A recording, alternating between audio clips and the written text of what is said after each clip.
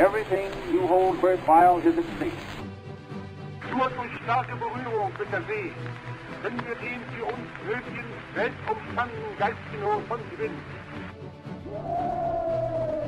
Look, that French girl, give me this bunch of flowers. Mercy, ma'am, Billy. Hi, and welcome to this podcast from 1914 to 1918 war.com. Over the last 5 years, I've documented the day-by-day course of the First World War on social media, 100 years after the events first took place. You can see all the tweets from the last 5 years on our Twitter account at WW1 The Great War. Now we've reached the point 100 years after the end of the war, I've decided to switch focus of the project to creating podcasts and articles on the subject of the Great War. And where better to start than with a look at the end of the war? This podcast was originally released on the 11th of November 2018. 100 years earlier, a series of momentous events were coming to a head as the war-weary combatant powers reached the end of over 4 years of war. On the 11th of November 1918, the German Armistice negotiation team was signing the Armistice document that brought about an immediate ceasefire at 11 a.m. French time. But before we get into the detail of the events of the day, let's take a look back at the events that brought the Germans to the Armistice negotiations in the first place. The fortunes of war had ebbed to and fro over the previous years of conflict. Right from the point where political flashpoints compelled the nations of Europe to mobilise their forces, the events of the World War had seldom developed according to their plans. In fact, the mobilisations of the various armies were probably the last bit of the war where events had gone to plan. In 1914, the Germans, anxious to avoid a war on two fronts, had mobilised rapidly and had invaded Belgium and France in an attempt to knock France out of the war before Russia was able to bring her enormous manpower reserves into the field. The attempt failed, and the Western Front stagnated into relatively static trench warfare. Germany, now faced with war on two fronts, developed a clear superiority in defensive warfare, especially on the Western Front, and weathered repeated French and British attacks through 1915 before, in early 1916, unleashing their attempt to knock out the French at Verdun. The Battle of Verdun morphed into an attritional slog, with the German High Command stating that their intention was to bleed the French army dry. France just about held on, preventing the Germans from breaking through but suffering losses of nearly 377,000 men. The Germans also lost heavily and suffered yet more casualties as the British launched her new armies into the Great Offensive on the Somme in summer 1916 in an attempt to relieve the pressure on the French. By 1917, things looked bleak for the Allies. The French army was suffering from outbreaks of mutiny and was largely spent as an offensive force. On the Eastern Front, the Germans finally achieved their early war aim of knocking Russia out of the war. As revolution swept across Russia, Germany was able to inflict a humiliating defeat on the revolutionary government and finally free up her armies to fight in the West. Then, as the Allies lost one ally with vast manpower reserves but serious limitations, they gained another. America had long held on to isolationist policies, but the onset of German unrestricted submarine warfare that killed American citizens, coupled with skillful diplomacy by the British, brought them into the war. America was an industrial powerhouse with enormous manpower reserves, but her army was a novice compared with the battle-hardened armies fielded by the other Allies. The American contribution had the potential to make a great difference, but it would take time for them to become truly effective. The race was now on. Could Germany pull back troops from the Eastern Front quick enough to deliver a knockout blow in the West before American ascendancy began to make itself felt? It was this strategic situation that led Germany to launch 4 great offensives in spring 1918 in an attempt to use their temporary numerical superiority to best effect before time ran out. Known as the Kaiserschlecht, or the Kaiser's battle, the offensives were to throw the Allies into desperate defence as Germany achieved a massive tactical success, but these same offensives were to sow the seeds of Germany's eventual defeat. The Kaiserschlecht offensives were really the beginning of the end of the war, so here let's get into a little more detail. Operation Michael was the main attack, smashing into the Allied line at the point where the British and French armies met. The Germans planned on punching a hole through the front lines and then executing a flanking movement against the British Army. Additional supporting offensives were intended to prevent the Allies from reinforcing from other less hard-pressed parts of the front. Launched on March 21st, 1918, the Kaiserschlecht attack was supported by an enormous artillery effort that fired well over 1 million shells in just a 5-hour period. Attacking through fog, the Germans broke through the lines in several places and forced the British Fifth Army back in disarray. Operation Michael set the pattern for the subsequent operations, as the German army attacked with greater success than any other belligerent on the Western Front to date. The Germans adopted new flexible tactics that used well-trained storm troops to break through the front lines and then push into the enemy's territory, leaving strong points isolated for following troops to mop up. The success of the initial thrust threw the Allies into crisis and brought the prospect of a German victory into sharp focus. However, the German attacks lacked strategic intention beyond the initial breakthroughs and were more opportunistic than anything else. Perhaps if the newfound ability of the German army to break through the Allied lines had been coupled with achievable strategic objectives and innovative ways of keeping the army supplied, the outcome would have been different. But it wasn't, and the German offensive ground to a halt in April around the River Marne, as the Allies allowed land of little strategic value to be traded for time and husbanded their reserves for an eventual counterattack. By August, the Allies were in a position to counterattack, and began a series of offensives using advanced artillery techniques, tanks and reinforcements from other theatres, as well as the rapidly growing US Army. A series of sequential blows at various strategic points resulted in victories that pushed the Germans back over much of the ground they had taken in their offensive, and pushed the German army to the point where the German High Command knew that they were staring defeat in the face. Seeing this, overnight on the 4th and 5th of October, Prince Max sent a note to the Americans via Switzerland and requested that armistice discussions take place. The news that the request had been made rippled through military and civil society, rapidly weakening the German position still further. On the 8th of October, President Wilson rejected the armistice note from the Germans, stating that agreeing to withdrawal from occupied territory was a precondition for talks. By the 12th, the President had received suitable reassurances that the Germans were accepting his 14-point plan. The Germans agreed this mainly because they needed an armistice whatever the cost, but also because on the face of it, a return to pre-war borders would mean that she might, in theory, retain Alsace-Lorraine. By the 17th of October, as the situation worsened, Ludendorff was advocating a withdrawal to a defensive line on the River Meuse that would allow Germany to hold off the Allies until winter halted their advance. A day later, Prince Ruprecht of Bavaria was writing to Prince Max of Baden, explaining the crippling shortages of men and material and stating that we must obtain peace before the enemy breaks into Germany. It was obvious to Germany's leaders that the only way to preserve their way of life was to gain some kind of relief from the crushing pressure their nation found itself under. The need for an armistice was becoming critical. With reassurance from the Germans that they were prepared to adhere to his political programme in hand, President Wilson then wrote to the French and British governments on the 23rd, suggesting that they prepare their armistice terms.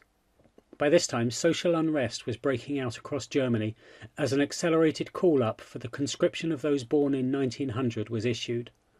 Army postal censorship shows that morale had taken a hit when it was announced that the government was seeking an armistice. However the news was presented, the people of Germany could see that the decision to seek an armistice was a likely admission of defeat. An attempt to put the German Imperial fleet to sea on the 29th to provoke a decisive battle with British resulted in a mutiny and the abandonment of the operation. As well as unrest on the home front, Germany's allies were beginning to collapse around her. The Turks, one of the Germans' most reliable allies, stopped fighting on the 31st of October when the Treaty of Mudros came into effect. Also on the 31st of October, the Ottoman Empire ceased to fight when its armistice with the Allies came into effect. The Austrians signed their armistice on the 3rd of November, with hostilities ending 24 hours later. As an isolated Germany bent under the pressure, Kaiser Wilhelm left Berlin for the Belgian town of Spa on the 31st of October as debate raged about his future. Politically, he was under pressure to abdicate, perhaps in favour of his son. Other voices suggested he should go to the front and seek a glorious death fighting for the fatherland. On the 2nd of November, German soldiers being transferred from the Eastern Front to the west mutinied rather than going into battle. Meanwhile, 20,000 soldiers in Kiel threw their lot in with the revolutionary sailors on the 4th. Throughout early November, sailors at ports across the country were continuing to revolt, leading Admiral von Hintz to travel to Spa on the 8th to inform Kaiser Wilhelm that the German navy was no longer following orders. Late in October, Ludendorff had been dismissed and General Wilhelm Groener put in his place. Groener began a tour of the front and by the 6th of November reported to the Kaiser that an armistice had to be in place by the 9th of November to stave off collapse. Moving back to Wilson's suggestion that the Allies prepare their terms, let's look at some of the political considerations in the Allies' minds. It's important to understand that the Allies weren't simply glad that the end was in sight and falling in behind Wilson's 14 points. There was still a strong element of realpolitik in play, as each nation sought to ensure a favourable peace that was in their national interests. On the French side, Foch had written to Prime Minister Clemenceau that the aim of the ceasefire terms should be to put in our hands sanctions that will guarantee that in the peace negotiations we obtain the conditions that we wish to impose upon the enemy. Conscious that France was fading militarily, he was determined to establish facts on the ground that would put them in good stead for the future peace treaty negotiations. While Clemenceau railed against military interference in political issues, the general view in the country supported Foch's position. The British were quick to insist that military considerations, as determined by the military leaders, should be given equal consideration to political decision-making. However, Lloyd George found himself in a minority in his cabinet in advocating the most punishing terms possible. The British were also concerned that, with American power increasing, their weight at the table would decline and their chance of achieving a favourable British peace would diminish over time. As such, an armistice now was likely to be materially better than one discussed later. Woodrow Wilson struggled to balance his political views, his desire to establish a new framework for peace, and the facts on the ground. As the American position evolved and the Germans shifted their position, specifically on democratization and demilitarization, the basis of an American and German agreement began to emerge. Coupled with the fear that, as the British and French achieved military ascendancy over Germany, his bargaining position would degrade, Wilson was now in a position where he needed to push for peace in order to establish his new world order. With the Germans, British, French and Americans all believing that an armistice was in their interests, it became likely that the war would end. It's important to remember that up until this point, every belligerent believed that they were better off pursuing the war than in seeking peace. Wars without a decisive winner need political solutions, and now, with the political position favourable for peace, all that was left was for the terms to be agreed. The Allied commanders met in Paris on the 29th of October and the 4th of November and discussed the terms that they would bring to the table in any armistice and peace discussions. As with all the Allies, the British position evolved over time. Lloyd George started from a position that Germany should be thoroughly and utterly defeated before peace was discussed. Otherwise, there was a chance that Germany would have to be fought again within the next 20 years. With hindsight, how right he was. Haig was of the opinion that the military position would be very difficult if the war continued. He maintained that the Germans had proved that they were well able to defend their borders, and therefore attempting to pursue draconian terms would result in the breakdown of talks, and this would result in the need to conquer Germany in costly military operations. Henry Wilson, the chief of the Imperial General Staff, while sharing Haig's concerns, was more hawkish and was determined that the armistice would leave the Germans unable to fight on. As the preeminent naval power, the view from the Admiralty and Admirals Beatty and Weems was that any peace should leave Britain's naval superiority in place. The final terms clearly reflect this priority, with care being taken to ensure that the German fleet did not end up in American hands. Foch was of the opinion that Germany should not be allowed the wherewithal to regroup and fight on. The French took the lead on the terms relating to the conflict on the land, proposing extensive military sanctions that would hamstring the German military. Pershing, for America, was more hawkish than the British or French commanders. He favoured pushing on for total victory and defeating the Kaiser on his own soil, perhaps because he felt that his army could only get stronger and stronger. However, his view carried a lot less weight than the politicians in Washington. Throughout these discussions, one thread can be traced through. Each country was conscious that the armistice terms would establish the facts on the ground for the peace negotiations that would follow. It was widely recognised, at least among the British and French leadership, that once the armistice was in place, it would be very difficult to restart the war should peace negotiations fail, and therefore the most advantageous position should be achieved ahead of those talks. Around midnight on the 7th of October, Paul von Hindenburg sent a request to Marshal Foch.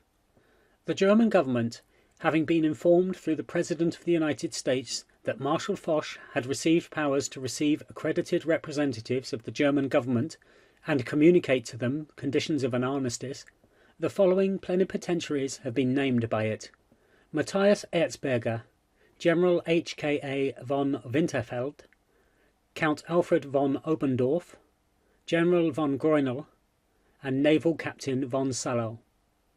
The plenipotentiaries request that they be informed by wireless of the place where they can meet Marshal Foch. They will proceed by automobile, with subordinates of the staff, to the place thus appointed. The two leaders exchanged telegrams arranging the time and place, culminating with Hindenburg stating the practical complexity of crossing the front lines. From the German outposts to the French outposts, our delegation will be accompanied by a road-mending company to enable automobiles to pass the La Capelle road, which has been destroyed. The German delegation left the Belgian town of Spa on the 7th of November, heading to the agreed crossing point on the Chimay-Fourmi-La Capelle-Guise road, and crossed the front lines and were escorted into French territory.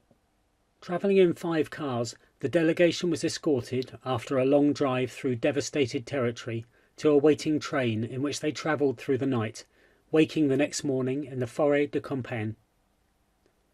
Heading the German delegation was Matthias Erzberger of the Catholic Centre Party and a known advocate of peace. It was hoped that sending Erzberger instead of a Prussian officer would result in a more acceptable outcome. Erzberger was accompanied by representatives of the German Army, Navy and Foreign Ministry, Major General Detlev von Winterfeld, Captain Ernst Vancelow, and Captain Alfred von Obendorf. The German delegation were ushered into a railway dining car that was positioned in a forest clearing. Waiting to receive them were Marshal Foch, the commander of all Allied forces, and Admiral Sir Roslin Weems, Britain's first Sea Lord. Between them they represented the Allies' negotiating position for the war on the land and for naval matters. Foch received them with formal courtesy, but the atmosphere was chilly. The talks began with a lengthy presentation of the Allies' 34 preconditions for an armistice. With translations, the whole process took about 2 hours. The German delegation was surprised by the sweeping nature of the terms. They'd hoped that they would be able to negotiate an armistice that would allow them to withdraw their armies back into Germany in order to quell social unrest at home. However, Marshal Foch was clear. This was to be very much the Allies' peace. The first 11 clauses in Section 1 covered the military situation, mainly on the Western Front. Clauses 1, 2 and 3 dealt with the cessation of hostilities 6 hours after signing of the armistice and covered the withdrawal of German troops from the occupied territories of Belgium, France, Alsace-Lorraine and Luxembourg within 14 days of the ceasefire. Any German soldiers left after that time frame were to become prisoners of war. At the same time, all Allied prisoners of war were to be repatriated. The fourth clause contained a list of demands for the surrender of war material, such as guns and transport, that was to be handed over to the Allies. These demands were designed to weaken the German war-making capability by robbing her of heavy weaponry and the ability to manoeuvre. The fifth clause covered the withdrawal of German troops from the occupied territory and the establishment of an army of occupation for German territory west of the Rhine. Here Foch included aggressive timescales for German withdrawal. These timescales were designed to put enormous pressure on the Germans, forcing them to retreat in disarray and causing them to abandon much of their heavy equipment. The Allies were to follow behind the German army as it withdrew, and were to hold bridgeheads across the Rhine, allowing an easier invasion of Germany in the event that hostilities were resumed. In addition to withdrawal, clauses 6, 7 and 8 prohibited the kind of scorched earth withdrawal that the Germans had used effectively earlier in the war to ensure that transport and other infrastructure was left undamaged, as well as protecting the inhabitants of the liberated regions from harm or forced migration. As a part of the withdrawal, any delayed action explosives or mines left in situ had to be declared, as well as the locations of any poisoned wells that had been damaged before the armistice terms came into effect. Clause 9 required Germany to foot the bill for any Allied occupation forces on German territory, while Clause 10 covered the immediate repatriation of prisoners of war. Finally, the last of the military clauses covered the care of injured personnel already under the care of German medical facilities. Section 2 and 3 of the terms covered Germany's eastern frontier and African forces, governing withdrawals, restrictions on German action, and imposing complete freedom of movement for the Allies. Section 4 contained 2 clauses relating to the repatriation of civilians and, importantly, the establishment of reparations to pay for damage caused by Germany, as well as the return of gold reserves appropriated during the war. Section 5 was all about naval matters and contained 13 separate clauses. Broadly speaking, the naval terms opened with similar clauses for those of the land conflict, covering the cessation of all fighting, return of prisoners, and declaring the location of all naval forces. In addition, the German government was ordered to communicate the cessation of hostilities to neutral countries, signalling the end of any threat to their shipping. The next 2 clauses, 22 and 23, were sweeping and affected the entire German navy. Perhaps as an indication of the pain that the submarine campaign had caused the Allies, the U-boats were addressed first. All submarines were to be interned in neutral ports of the Allies' choosing. Similarly, all the major vessels of the service fleet were to be interned, with specific numbers of capital ships included in the armistice terms. However, the terms continued to lesser ships. All other naval service ships, including rivercraft, were to be concentrated in German naval yards ready for disarmament. Later clauses covered the surrender of all naval aircraft, covering fixed-wing aircraft and much of the Zeppelin fleet, as well as the return of any other nation's merchant shipping held by the Germans. Clause 24 specifically covered the declaration of marine minefields and the Allies' right to sweep them clear, while a further clause covered the minefields of the Baltic Sea. Here the situation was complicated by the existence of land fortifications as well as the sea minefields to control the sea lanes. The Allies were to be given sweeping and unfettered access to occupy and clear these obstructions as they saw fit. As a part of the Allies' intention to keep their boot firmly on the German military's neck, the British blockade, which had brought the Germans to the point of starvation, was to be maintained with no anticipated endpoint. The Allies would control what supplies would be allowed to enter the country entirely at their own discretion. At the same time, any restrictions imposed on neutral powers by Germany in relation to import and export were to be lifted, and the neutral powers were to be informed that they were now free to trade with the Allies. Clauses 28 and 29 covered the evacuation of the Belgian coastline and the Black Sea ports, and an obligation not to destroy or remove the infrastructure of these regions. The naval terms were completed by terms preventing Germany from destroying her own naval assets or from trying to circumvent the armistice terms by transferring those assets to neutral powers in order to avoid surrendering them.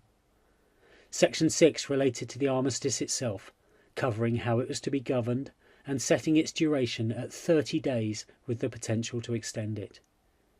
The German delegation was taken aback by the sweeping nature of the terms presented to them.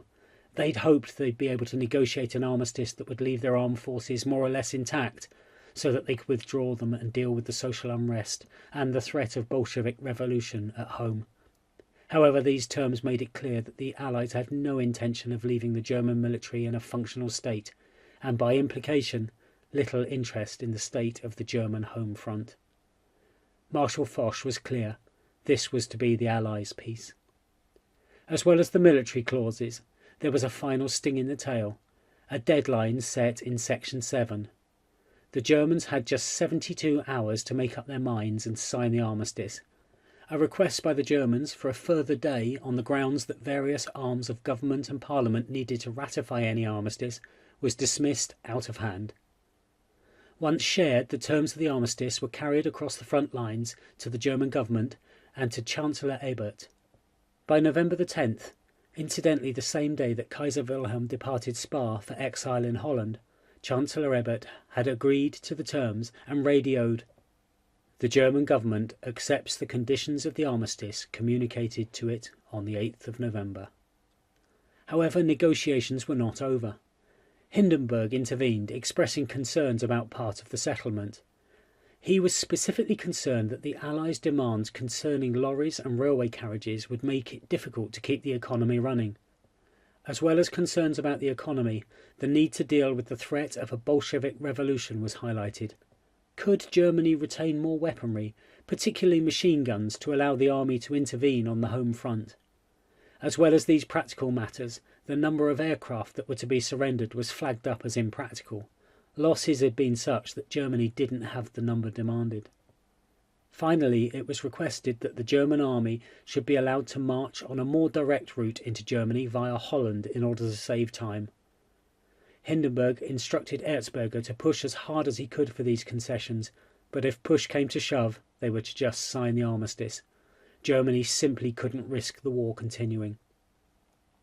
The final round of talks began at 2 a.m. on the 11th of November. Erzberger was able to present Hindenburg's arguments and did achieve some concessions to the Allied demands, although these didn't amount to much. In the end, the number of aircraft to be surrendered was reduced by 300 to 1,700. Germany was also permitted to keep 5,000 of the 30,000 machine guns demanded, and half of the total lorries included in the terms. Finally, the neutral zone that was to be established to the east of the Rhine was narrowed to allow German troops to remain in the Ruhr region, and the amount of time that the Germans had to withdraw over the Rhine was extended by 6 days. At 5:10 in the morning on the 11th of November, the armistice was signed. The German delegation read a prepared statement protesting against the harshness of the terms for the people of Germany, concluding that "a nation of 70 millions can suffer, but it cannot die." Foch's response was a terse "Très bien." Following the signatures, a photograph was taken and the delegates dispersed. At about 5:30 a.m, Foch sent the news to the Allied and American commanders. Hostilities will cease on the entire front November 11th at 11 a.m. French time. The news of the ceasefire was passed out along the fronts. In some areas, combat operations all but ceased, with nothing but sporadic shell fire and a live-and-let-live approach from both sides. But in other areas, the war continued as usual, either because the news hadn't reached them yet, or because commanders were keen to achieve specific objectives ahead of the deadline. Foch himself was on record as stating that the Allies were to pursue the field greys until the last minute. British troops, led by General Freyberg, completed an operation to capture a bridge over the River Dondre at Lessines, racing to complete the mission before the ceasefire. The Americans in particular launched some major attacks in the small hours of the 11th. The US Marines suffered 1,100 casualties as they tried to cross the River Meuse, whilst the 89th Division took over 300 casualties as they took the village of Stenay. RAF units were instructed to ensure that any combat operations in the run-up to the armistice had to be completed by 11 a.m, and any aircraft should be back over Allied lines before the ceasefire came into effect. American long-range 14-inch railway guns fired their last shells at 10:57 and 30 seconds, so that the shell would complete its flight before the fateful hour. With about 2 minutes to the ceasefire, a German machine gunner symbolically fired a complete belt of ammunition near some South African troops. Then he stood up, removed his helmet, bowed, and withdrew. All in all, there were over 10,000 men wounded, killed, or posted missing on the last day of the war. The total number is unclear, especially on the German side, but certain examples stand out. On the British side, Private George Edwin Ellison, serving with the 5th Royal Irish Lancers, was killed at 9:30 that morning on the outskirts of Mons in Belgium. The last French fatality of the war was Augustine Trebuchen, who was unlucky enough to be shot at 10:50 as he ran a message up to his compatriots on the River Meuse to inform them that the hot soup would be served after the ceasefire began. Private George Lawrence Price, a Canadian soldier, was killed by a German sniper at 10:58 as his unit moved into the town of Ville-sur-Aisne in Belgium, while Henry Gunther, an American soldier, was killed at 11:59 and is widely regarded as the last soldier killed before the Armistice. Gunther had been demoted from his rank as sergeant and, as his unit advanced, came under fire and stopped moving. He charged towards the German positions, firing sporadic shots. The Germans, knowing that the ceasefire was imminent, attempted to wave him away, but to no avail. Gunther was shot as he approached too close to a machine gun. On the German side, there is no clear view of the final casualties, but one Lieutenant Thomas is generally cited as the final casualty. Thomas approached American troops to tell them that his unit was retreating and that they were welcome to take over a house that they had been occupying. While the Allies dictated the terms, many in the German army were unaware of the wider strategic situation. Even on the 11th, General von Einem was to tell his troops in the German Third Army that firing has ceased. Undefeated, you are terminating the war in enemy territory. The message among many of the German commanders was clear. The German army had not been defeated in the field. The absence of a clear defeat and the sight of German soldiers returning to Germany from Belgium and France in good order helped to sow the seeds of the stab-in-the-back myth that maintained that the German army had been betrayed by the politicians. However, it should be remembered that the German army was not beaten in the field because the armistice was sought in time. Revolution or not, the army was near the end of its ability to fight, and it was only a matter of time before it would have been defeated, no matter how skilled its generals and how brave its men. The pace of events at the end of the war is reminiscent of the beginning of the conflict in August 1914, when a sequence of events overwhelmed the abilities of politicians to control the situation. By 1918, despite both Allied and German assumptions that the war would continue into 1919, the Central Powers suddenly reached the end of their ability to maintain a coherent defence, and once the Austrians and Turks had sought an armistice, the German High Command found themselves out of control and forced to accept whatever terms would end the war. It was this unravelling sequence of events that, after millions of deaths and untold suffering, would lead to the armistice negotiations in the Forêt de Campagne. The clearing in the forest where the armistice was signed became a pilgrimage site between the wars, with a stone memorial that stated, "Here, on the 11th of November 1918, succumbed the criminal pride of the German Empire, vanquished by the free peoples that it sought to enslave." I do hope you've enjoyed this podcast from 1914 to 1918war.com. Please leave us a review or a comment, like the video, and subscribe so that you can see future podcasts. The next podcast in the series is about the German use of the Zeppelins and how the Allies fought back against this new form of warfare. Thanks for listening.